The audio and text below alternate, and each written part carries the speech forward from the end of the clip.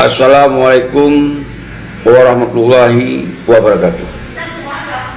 Kuno semangat kepada Ronu Bangsalun mensigom dunia yang mentong independen al khusus. No petisi bela Akmal.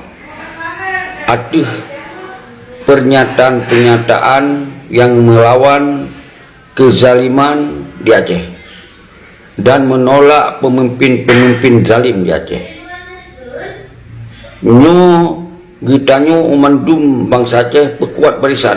Nyo Akmal konsilo dan ledat akmal-akmal lain yang bermunculan, yang menyatakan sikap perlawanan terhadap pemimpin zalim, yang hana tanggung jawab terhadap persoalan Aceh, yang hana tanggung jawab terhadap tentera agam, tentera inong di lapangan. Nyo